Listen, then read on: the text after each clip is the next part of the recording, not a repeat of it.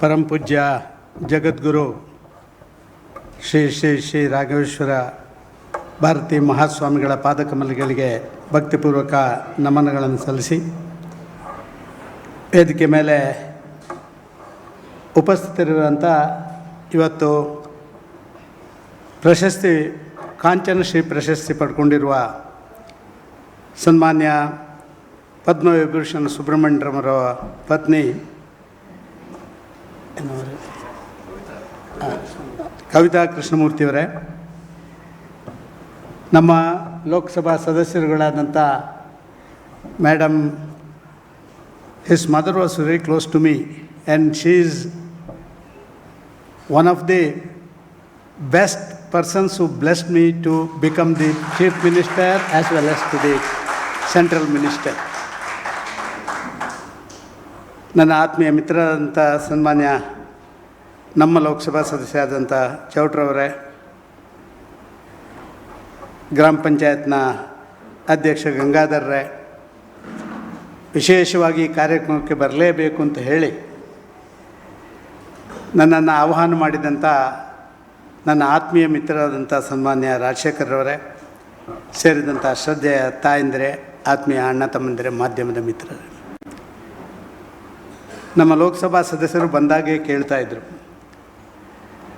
Sir ಇದು ನಮ್ಮ ವೇದಿಕೆ ಅಲ್ಲ, ಆದ ಕಾರಣ ಏನೆಲ್ಲ ಮಾತಾಡಲಿ, ಏನಾದ್ರು ಮಾತುಕತೆಗಳಲ್ಲಿ ವ್ಯತ್ಯಾಸಗಳಾದರೆ ದಯವಿಟ್ಟು ನೀವೆಲ್ಲ ನಮ್ಮಂಥ ರಾಜಕಾರಣಿಗಳನ್ನು ಕ್ಷಮಿಸಬೇಕು ಅಂತೇಳಿ ಪ್ರಾರಂಭದಲ್ಲೇ ನಾನು ಕೇಳಲಿಕ್ಕೆ ಇಷ್ಟಪಡ್ತಾ ಇದ್ದೇನೆ.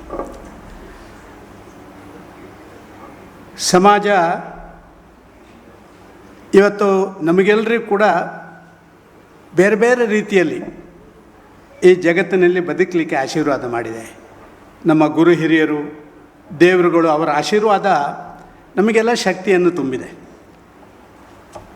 ಭಾರಿ ಚೆನ್ನಾಗಿ ಗೊತ್ತು, ಸಮಾಜದಲ್ಲಿ ಸಾಮಾಜಿಕ ವ್ಯವಸ್ಥೆಗೆ ಪೂರಕವಾದಂಥ ಕೆಲಸ ಕಾರ್ಯಗಳನ್ನು ಯಾರು ಮಾಡ್ತಾರೆ, ಹೇಗೆ ಮಾಡ್ತಾರೆ, ಅದರಿಂದ ಆಗುವಂಥ ಪರಿಣಾಮಗಳೇನು ಅಂತ ಹೇಳುವಂಥದ್ರ ಬಗ್ಗೆ ನಾವು ಭಾರಿ ಜಿಜ್ಞಾಸೆ.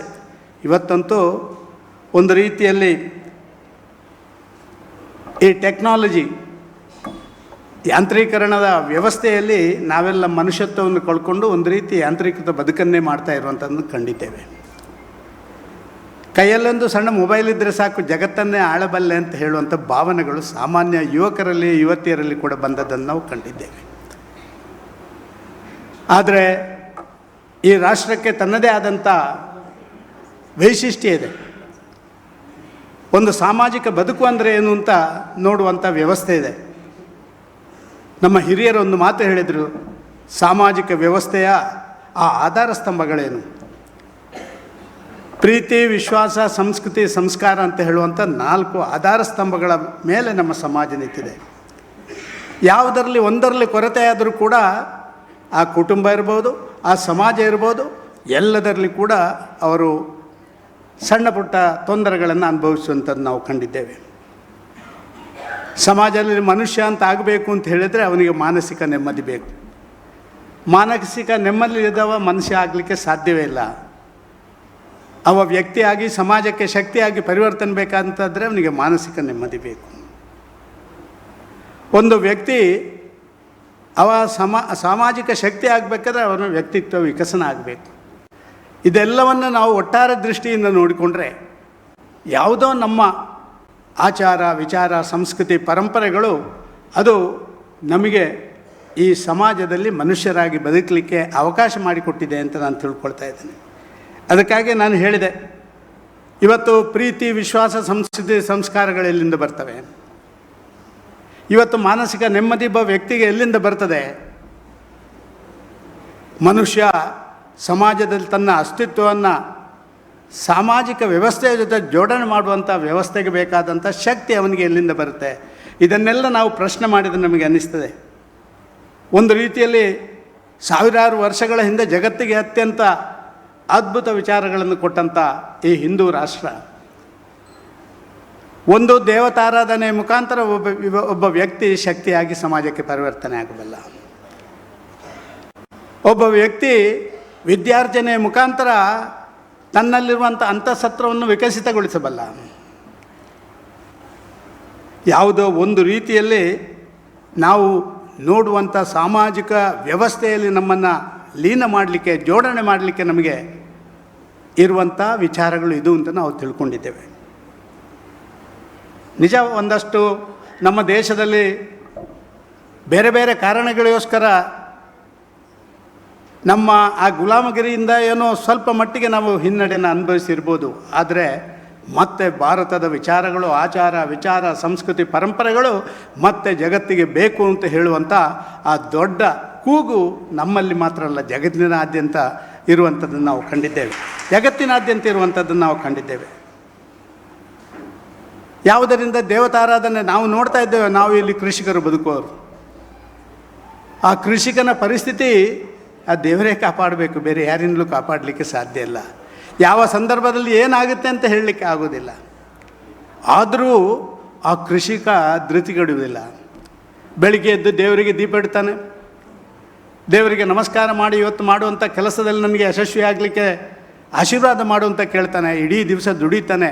ಸಾಯಂಕಾಲ ಬಂದು ಮತ್ತೆ ಶುಚಿರ್ಭೂತನಾಗಿ ದೇವತಾರಾಧನೆ ಮಾಡ್ತಾನೆ. ಮರುದಿನ ಪುನಃ ಅದೇ ಕೆಲಸಕ್ಕೆ ಹೋಗ್ತಾನೆ. ಸೋಲಿರಲಿ ಗೆಲುವಿರಲಿ ಯಾವುದೇ ರೀತಿಯಲ್ಲಿ ಆದರೂ ಕೂಡ ಇದಕ್ಕೆಲ್ಲ ಕಾರಣ ಏನು ಅಂತ ಹೇಳಿದರೆ ಅವನಿಗಿರುವಂಥ ಮನಸ್ಸಿನ ಶಾಂತಿ, ನೆಮ್ಮದಿ, ಇದೆಲ್ಲವೂ ಕೂಡ ದೇವತಾರಾಧನೆಯಲ್ಲಿ ಸಿಕ್ಕುವಂಥದ್ದು. ವಿದ್ಯಾಭ್ಯಾಸ, ಗುರುಗಳು ಇಲ್ಲೇ ಇದ್ದಾರೆ. ಭಾರತ ದೇಶದ ಆ ಗುರುಕುಲದ ಪದ್ಧತಿ ಇವತ್ತು ಕೂಡ ಜಗತ್ತಿನ ಅತ್ಯಂತ ಶ್ರೇಷ್ಠ ಪದ್ಧತಿ ಅಂತ ಹೇಳುವಂಥದ್ದು ಜಗತ್ತಿನ ಎಲ್ಲರೂ ಹೇಳುವಂಥದ್ದನ್ನು ಪ್ರಾರಂಭ ಮಾಡಿದ್ದಾರೆ. ಅದಕ್ಕಾಗಿಯೇ ಗುರುಕುಲದ ಪದ್ಧತಿಯ ವಿದ್ಯಾಭ್ಯಾಸಗಳು ಎಲ್ಲ ಕಡೆ ನಡೀತಾ ಇರುವಂಥದ್ದು. ಈ ದೇಶದ ವಿಚಾರಗಳನ್ನಾಗೆ ಪರಿಕಲ್ಪನೆ ಕೊಡುವಂಥ ಆ ಗುರುಕುಲ ಆ ವಿದ್ಯಾಕ್ಷೇತ್ರದಲ್ಲಿ ಅದ್ಭುತವಾದಂಥ ಪರಿಪೂರ್ಣತೆಯನ್ನು ಕೊಟ್ಟಿತು. ಇವತ್ತು ಒಬ್ಬ ವ್ಯಕ್ತಿ ಸ್ಥಿತಪ್ರಜ್ಞನಾಗುವಂಥದ್ದನ್ನು ಮಾಡುವಂಥದ್ದು. ಮೂರನೇದಾಗಿರುವಂಥದ್ದು ಭವಿಷ್ಯದ ಬಗ್ಗೆ ಚಿಂತನೆ. ಪ್ರತಿಯೊಬ್ಬರು ಕೂಡ ತನ್ನ ಭವಿಷ್ಯದ ಬಗ್ಗೆ ಚಿಂತನೆ ಮಾಡ್ತಾನೆ. ಸಾಮಾಜಿಕ ಪರಿಸರದಲ್ಲಿ ಹೊಸತನವನ್ನು ಕಾಣುವಂಥ ವ್ಯವಸ್ಥೆಗಳನ್ನು ಮಾಡ್ತಾನೆ. ಭವಿಷ್ಯದ ಬಗ್ಗೆ ಚಿಂತನೆ ಮಾಡಬೇಕಾದ್ರೆ ಏನು ಮಾಡಬೇಕು ಹೇಳಿ? ಭವಿಷ್ಯದ ಬಗ್ಗೆ ಪೂರ್ತಿ ಪ್ರಮಾಣದಲ್ಲಿ ಚಿಂತನೆ ಮಾಡಬೇಕು ಅಂತ ಹೇಳಿದರೆ ಭೂತಕಾಲ ಮತ್ತು ವರ್ತಮಾನ ಕಾಲಗಳ ಬಗ್ಗೆ ಅದರ ಅಂತರವನ್ನು ಗ್ರಹಿಸಬೇಕು. ಅದರ ಆಧಾರದಲ್ಲಿ ಹೊಸತನವನ್ನು ನೀಡಬೇಕು. ನೀವೆಲ್ಲ ಆಲೋಚನೆ ಮಾಡ್ಬೋದು, ಇದು ಸಂಗೀತದ ಕಾರ್ಯಕ್ರಮ, ಸಂಗೀತ ಶಾಲೆಯ ಪ್ರಶಸ್ತಿ ಪ್ರದಾನ ಕಾರ್ಯಕ್ರಮ, ಸದಾನಂದ ಗೌಡರು ಯಾಕೆ ಇದನ್ನೆಲ್ಲ ಮಾತಾಡ್ತಾರೆ ಅಂತೇಳಿ ನಾನು ಭಾರಿ ಗೌರವದಿಂದ ಹೇಳಬಲ್ಲೆ. ಇದೇ ಮಣ್ಣಿನಲ್ಲಿ, ಇದೇ ಪುಣ್ಯ ಭೂಮಿಯಲ್ಲಿ ನನ್ನ ರಾಜಕೀಯ ಭವಿಷ್ಯ ಅದು ಪ್ರಾರಂಭ. ಅದು ಈ ಪುಣ್ಯ ಭೂಮಿಯಿಂದ ನಾನು ಹೇಳಲಿಕ್ಕೆ ಇಷ್ಟಪಡ್ತೀನಿ. ಈ ಮೂರನ್ನು ಕೂಡ ಪ್ರೀತಿ, ವಿಶ್ವಾಸ, ಸಂಸ್ಕೃತಿ, ಸಂಸ್ಕಾರ, ಗುರುಕುಲದ ಮಾದರಿಯ ಆ ವಿದ್ಯಾಭ್ಯಾಸ, ಅದು ಅದರ ನಂತರ ಬೇರೆ ಬೇರೆ ನಮಗೆ ಸ್ವಾತಂತ್ರ್ಯ ಬಂದ ನಂತರ ನಾವು ಶಾಲೆ ಮತ್ತೊಂದನ್ನು ಮಾಡುವಂಥ ಕೆಲಸ. ಮೂರನೆಯಾಗಿ ದೇವತಾರಾಧನೆ. ಇದಕ್ಕೆ ಮೂರಕ್ಕೂ ಕೂಡ ತನ್ನ ಕುಟುಂಬವನ್ನು ಮುಡಿಪಾಗಿಟ್ಟಂಥ ಏಕೈಕ ಕುಟುಂಬ ಈ ಭಾಗದಲ್ಲಿರುವಂಥದ್ದು ಅದು ಕಾಂಚನ ಕುಟುಂಬ ಅಂತ ಹೇಳಿ ನಾನು ಉದಾಹರಣೆ ಮುಖಾಂತರ ಹೇಳಬಲ್ಲೆ. ಅದಕ್ಕಾಗಿ ಎಲ್ಲವನ್ನು ಸಮಾಜಕ್ಕೆ ಕೊಡಲಿಕ್ಕೆ ತಮ್ಮ ಎಲ್ಲ ಸರ್ವಸ್ವವನ್ನು ಅರ್ಪಣೆ ಮಾಡಿದ್ದಾರೆ.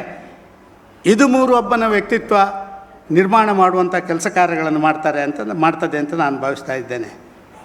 ನಾನು ನೋಡಿದೆ, ಇತ್ತೀಚೆಗೆ ಸ್ವಲ್ಪ ವಿಚಾರಗಳನ್ನು ತಿಳ್ಕೊಂಡೆ. ಈ ಕುಟುಂಬ ಹೇಗಿತ್ತು?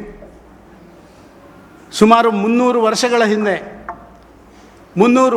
ಹಿಂದೆ ಈ ಭಾಗಕ್ಕೆ ಬಂದು ಈ ಹಳ್ಳಿಯ ಗ್ರಾಮೀಣ ಪ್ರದೇಶದಲ್ಲಿ, ಈಗ ನನ್ನ ಮಿತ್ರ ಹೇಳ್ತಾ ಇದ್ದರು, ಕಾಡು ಪ್ರಾಣಿಗಳ ಮಧ್ಯದಲ್ಲಿ ಬದುಕ್ತಾ ಇರುವಂಥ ನಾಡಿನಲ್ಲಿ ಆ ಎಲ್ಲ ದೇವಾಲಯಗಳ ಮುಖ್ಯಸ್ಥರುಗಳನ್ನು ಶೃಂಗೇರಿಯಲ್ಲಿ ಧರ್ಮಾಧಿಕಾರಿಗಳಾಗಿದ್ದರು ಅಂತ ಹೇಳುವಂಥದ್ದನ್ನು ಕೇಳಿದ್ದೇನೆ ನಾನು. ಈ ಮನೆ ಕಾಂಚನ ಮನೆತನ ನಾನು ಕೇಳಿದ್ದೇನೆ. ಇಲ್ಲೇ ಪಕ್ಕದಲ್ಲಿ ನಿಮ್ಮ ಅಲ್ಲಿ ಶಾನ್ಭೋಗರಾಗಿ ಕೆಲಸ ಮಾಡಿ ಇಡೀ ಜನರಿಗೆ ಭೂಮಿ ವಿತರಣೆ ಬಾಕಿಯನ್ನು ಕೊಡುವುದರಲ್ಲಿ ನ್ಯಾಯದಾನವನ್ನು ಮಾಡಿದ ಅವರ ಬದುಕಿಗೆ ದಿಕ್ಕು ಕೊಟ್ಟವರು ಇವರು ಅಂತ ಹೇಳುವಂಥದ್ದು ಕೇಳಿದ್ದೇನೆ. ಉಪ್ಪಿನಂಗಡಿಯ ಸಹಸ್ರಲಿಂಗೇಶ್ವರ ದೇವಸ್ಥಾನದ ಆಡಳಿತ ಮುಕ್ತೇಶ್ವರಾಗಿದ್ದಾರೆ ಅಂತ ಹೇಳಿದ್ದನ್ನು ನಾನು ಕೇಳಿದ್ದೇನೆ. ಇಲ್ಲೇ ನಡ್ಕ ವಿಷ್ಣುಮೂರ್ತಿ ದೇವಸ್ಥಾನದ ಮುಕ್ತೇಶ್ವರ ಕೂಡ ಆಗಿ ಕೆಲಸ ಮಾಡಿದಂಥ ಕುಟುಂಬ ದೇವತಾರಾಧನೆ ಮುಖಾಂತರ ಎಲ್ಲವನ್ನು ಕಾಣಬಲ್ಲಂಥ ಆ ವ್ಯಕ್ತಿಗಳಿಗೆ ಒಂದು ಹೊಸ ದಿಕ್ಕನ್ನು 300 ವರ್ಷಗಳಿಂದ ಈಚೆ ಕೊಟ್ಟಿರುವಂಥದ್ದು. 54ನೇ ಇಸ್ವಿಯಲ್ಲಿ ಈ ಭಾಗದಲ್ಲಿ ಸಂಗೀತ ಶಾಲೆಯನ್ನು ಪ್ರಾರಂಭ ಮಾಡಿದರು. 85ನೇ ಇಸ್ವಿಯಲ್ಲಿ ಇದೇ ಅದ್ಭುತವಾದಂಥ ಶಾಲೆ ಕಾಂಚನ ಸುಬ್ರಹ್ಮಣ್ಯಂ ಪ್ರೌಢಶಾಲೆಯನ್ನು ಸ್ಥಾಪನೆ ಮಾಡಿದರು. 2007ರಲ್ಲಿ ಲಕ್ಷ್ಮೀನಾರಾಯಣ ಮ್ಯೂಸಿಕ್ ಅಕಾಡೆಮಿ ಆ ಟ್ರಸ್ಟನ್ನು ರಚನೆ ಮಾಡುವಂಥದ್ದನ್ನು ಮಾಡಿದರು. ಯಾವುದೇ ಪ್ರಚಾರಕ್ಕಾಗಿ ಮಾಡಿಲ್ಲ, ಯಾವುದೇ ಸ್ವಾರ್ಥಕ್ಕೋಸ್ಕರ ಮಾಡಲಿಲ್ಲ, ಯಾವುದೇ ಒಂದು ರೀತಿಯಲ್ಲಿ ತನ್ನ ಕುಟುಂಬದ ಭವಿಷ್ಯಕ್ಕೆ ಬೇಕಾದಂಥ ವ್ಯವಸ್ಥೆಗಾಗಿ ಮಾಡಲಿಲ್ಲ. ತನ್ನ ಸರ್ವಸ್ವವನ್ನು ಲೋಕಾರ್ಪಣೆ ಮಾಡಿ ಲೋಕಕ್ಕಾಗಿ ಕೊಡುವಂಥ ಕೆಲಸ ಕಾರ್ಯಗಳನ್ನು ಮಾಡಿದ್ದಾರೆ. ವಿಶೇಷವಾಗಿ ಬೇರೆ ಎಲ್ಲ ಶಾಲೆಗಳನ್ನು ಮಾಡ್ಬೋದು, ಆದರೆ ಸಂಗೀತ ಶಾಲೆಗಳನ್ನು ಮಾಡುವಂಥದ್ದು ಅಷ್ಟು ಸುಲಭದ ಕೆಲಸ ಅಲ್ಲ ಅಂಥೇಳಿ ಇಡೀ ಲೋಕಕ್ಕೆ ಗೊತ್ತಿರುವಂಥ ಸಂಗತಿಗಳು. ಇದಕ್ಕಾಗಿ ನಾನು ಹೇಳಿದೆ, ಒಂದು ಪ್ರೀತಿ, ವಿಶ್ವಾಸ, ಸಂಸ್ಕೃತಿ, ಸಂಸ್ಕಾರ, ಇನ್ನೊಂದು ವಿದ್ಯಾಭ್ಯಾಸಕ್ಕೆ ಆ ವಿದ್ಯಾರ್ಥಿನಿಗೆ ಬೇಕಾದಂಥ ವ್ಯವಸ್ಥೆ, ಮೂರನೇದಾಗಿ ಒಬ್ಬ ವ್ಯಕ್ತಿ ಸಮಾಜದಲ್ಲಿ ಶಕ್ತಿಯಾಗಿ ಬದುಕಬೇಕು, ಅವನಿಗೆ ಮಾನಸಿಕ ನೆಮ್ಮದಿ ಬೇಕು. ಸಂಗೀತಗಳನ್ನು ಕೇಳಿಕೊಂಡು ಆಲಾಪನ ಕೇಳಿ ನಾನು ತುಂಬ ರಾಜಕಾರಣಿಗಳನ್ನು ಕಂಡಿದ್ದೇನೆ. ಈ ರಾಜಕಾರಣದ ಮಧ್ಯದಲ್ಲಿ ಯಾವುದಾದ್ರು ಸಂಗೀತ ಒಂದು ಕಾರ್ಯಕ್ರಮ ಆಗುತ್ತೆ ಅಂತ ಹೇಳಿದರೆ ಗುರುಗಳೇ ಹೋಗಿ ಸುಮ್ಮನೆ ಕೂತು ಎಸ್.ಎಂ. ಕೃಷ್ಣರು ಅವರು ಎಲ್ಲವನ್ನು ನೋಡಿ, ಎಸ್.ಎಂ. ಕೃಷ್ಣರು ಗಂಟೆಗಟ್ಟಲೆ ಸಂಗೀತದ ಕಾರ್ಯಕ್ರಮ ಅಂತ ಹೇಳಿದರೆ ತನ್ನ ಎಲ್ಲವನ್ನು ಮರೆತು ತಾನೊಬ್ಬ ಮನುಷ್ಯ ಅಂತ ಹೇಳಲಿಕ್ಕೆ ಬೇಕಾದಂಥ ವ್ಯವಸ್ಥೆ ಆ ಸಂಗೀತದಲ್ಲಿ ಪಡ್ಕೊಳ್ಳುವಂಥ ಕೆಲಸ ಕಾರ್ಯಗಳನ್ನು ಮಾಡ್ತಾಯಿದ್ರು. ಇದಕ್ಕಾಗಿಯೇ ನಾನು ಹೇಳಿದೆ, ನಮಗೆ ಇವತ್ತು ಎಲ್ಲವನ್ನ ದಾರಿ ಎರೆದಂಥ ಒಂದು ಕುಟುಂಬ ಇದು, ವಿಶೇಷವಾಗಿ ಸಂಗೀತದ್ದು. ಇವತ್ತು ಸುಷ್ಮಾ ಸ್ವರಾಜರ ಮಗಳು ಬಂದ್ದಾರೆ ಇಲ್ಲಿಗೆ. ನಮ್ಮ ದೇಶದ ರಾಜಕಾರಣದಲ್ಲಿ ಒಂದು ಅದ್ಭುತ ಮಹಿಳೆ ಅಂತ ಹೇಳಿದರೆ ಸುಷ್ಮಾ ಸ್ವರಾಜ್. ನಾನು ಅವರು ನನ್ನ ಪಾರ್ಟಿಯವರು ಅಂತ ಹೇಳಲ್ಲ. I think that you understood my point. Practically, if I speak in English, tomorrow all these media people will write, a Kannadiga speaks in English, not in Kannada. This is the problem you are all facing today. ಆದರೆ ಮನುಷ್ಯನಿಗೆ ನೆಮ್ಮದಿಯ ಬದುಕನ್ನು ಕೊಡಲಿಕ್ಕೆ ಸಂಗೀತವನ್ನು ಇಡೀ ಈ ಭಾಗದಲ್ಲಿ ದಾರಿ ಇರೋದು. ದೇಶದಾದ್ಯಂತ ನಮ್ಮ ಪುತ್ತೂರಿನ ಆ ಗರಿಮೆಯನ್ನು ಬೆಳೆಸಿದಂಥ ಕಾಂಚನ ಕುಟುಂಬ. ಅಮ್ಮ, ನೀವು ಅಲ್ಲಿ ಕೂತಿದ್ದೀರಿ, ನಿಮಗೆ ನಾನು ನನ್ನ ಭಕ್ತಿಪೂರ್ವಕ ನಮನಗಳನ್ನು ಸಲ್ಲಿಸ್ತೇನೆ. ನಿಮ್ಮ ಮನೆಯಲ್ಲಿ ನಾನು MLA ಚುನಾವಣೆಗೆ ನಿಂತಾಗ ಬಂದು ಊಟ ಮಾಡಿ ನಾನು ನನ್ನ ಹುಡುಗರಿಗೆಲ್ಲ ಊಟ ಕೊಟ್ಟು ನೀವು ನಮ್ಮನ್ನೆಲ್ಲ ಬೆಳೆಸಿದ್ದೀರಿ. ಇವತ್ತು ನೀವು ಬೆಳೆಸಿದಂಥ ಒಂದು ಕೂಸು ರಾಜ್ಯ ದೇಶಕ್ಕೆ ಮುಟ್ಟುವಂಥ ಕೆಲಸ ಆಗಿದೆ. ಅದಕ್ಕಾಗಿ ನಿಮಗೆ ಮತ್ತೊಮ್ಮೆ ನನ್ನ ಭಕ್ತಿಪೂರ್ವಕ ನಮನಗಳನ್ನು ಸಲ್ಲಿಸ್ತೇನೆ. ಒಟ್ಟು ಸಾಮಾಜಿಕ ವ್ಯವಸ್ಥೆಯಲ್ಲಿ ಮನುಷ್ಯನಿಗೆ ನೆಮ್ಮದಿ ಕೊಡುವಂಥ ಬೇರೆ ಬೇರೆ ವಿಚಾರಗಳಲ್ಲಿ ಸಂಗೀತವು ಒಂದು ಅಂತ ಬಲವಾಗಿ ನಂಬಿದವನು ನಾನು. ಮನುಷ್ಯನಿಗೆ ನೆಮ್ಮದಿ ಕೊಡುವಂಥ ಆ ವ್ಯವಸ್ಥೆಗೆ ತಮ್ಮ ಸರ್ವಸ್ವವನ್ನು ಕೊಟ್ಟಂಥ ಕಾಂಚನ ಕುಟುಂಬ ಪ್ರಾಯಶಃ ಎಲ್ಲ ರೀತಿಯಲ್ಲೂ ಇವತ್ತು ಪದ್ಮಶ್ರೀ, ಪದ್ಮವಿಭೂಷಣ ಎಲ್ಲ ಹೇಳ್ತಾರಲ್ಲ, ಅದಕ್ಕಿಂತಲೂ ಮೇಲಿನ ಪ್ರಶಸ್ತಿಗೆ ಅರ್ಹತೆ ಇರುವಂಥ ಒಂದು ಕಾರ್ಯ ಅದನ್ನು ನೀವು ಇಲ್ಲಿ ಮಾಡಿದ್ದೀರಿ ಅಂತ ನಾನು ಭಾವಿಸ್ತಾ ಇದ್ದೇನೆ. ಇದು ಒಂದು ಒಳ್ಳೆಯ ಕಾರ್ಯಕ್ರಮ. ರಾಜಶೇಖರಿಗೆ ಮತ್ತೊಬ್ಬ ಅಭಿನಂದನೆ ಸಲ್ಲಿಸ್ತಾ ಇದ್ದೇನೆ. ಅಲ್ಲಿ ಆ ಜಂಜಾಟದಲ್ಲಿ ಬಿದ್ದುಕೊಂಡಿದ್ದವರನ್ನು ಇಲ್ಲಿ ಕರೆದು ಆ ಜಂಜಾಟದಿಂದ ಸ್ವಲ್ಪ ಹೊತ್ತು ಮುಕ್ತರನ್ನಾಗಿ ಮಾಡಿ ಇಂಥ ಜನಗಳ ಮಧ್ಯದಲ್ಲಿ ಸೇರುವಂಥ ಕೆಲಸ ಮಾಡಿದ್ದೀರಿ. ನಿಮಗೂ ನನ್ನ ವಿಶೇಷವಾದಂಥ ಕೃತಜ್ಞತೆಗಳು. ಈ ಒಂದು ಪುಣ್ಯಕ್ಷೇತ್ರ ಇನ್ನೂ ಯಶಸ್ವಿಯಾಗಲಿ. ಸಮಾಜದಲ್ಲಿ 100 ವ್ಯಕ್ತಿಗಳನ್ನು ಈಗಾಗಲೇ ಸಮಾಜಕ್ಕೆ ಅರ್ಪಣೆ ಮಾಡಿದ್ದೀರಿ. ಇನ್ನೂ ಹೆಚ್ಚು ಈ ಭಾಗದಿಂದ ಆ ಒಂದು ಕೆಲಸ ಆಗಲಿ ಅಂತ ಹೇಳುವಂಥದ್ದನ್ನು ಹೇಳಿ ಅಮ್ಮನವರಿಗೆ ಮತ್ತೊಮ್ಮೆ ವಂದಿಸಿ ಗುರುಗಳಿಗೆ ಭಕ್ತಿಪೂರ್ವಕ ನಮನಗಳನ್ನು ಸಲ್ಲಿಸಿ ನಾನು ಮಾತು ನಿಲ್ಲಿಸ್ತೇನೆ. ಜೈ ಹಿಂದ್, ಜೈ ಕರ್ನಾಟಕ. ನಿಖರ ಸುದ್ದಿ, ಸದಭಿರುಚಿಯ ಕಾರ್ಯಕ್ರಮ. ನೀವು ನೋಡ್ತಾ ಇದ್ದೀರಾ ಕಹಳೆ ನ್ಯೂಸ್, ಸಮಾಜದ ಜಾಗೃತಿಗಾಗಿ ವಸ್ತುನಿಷ್ಠ ವರದಿ.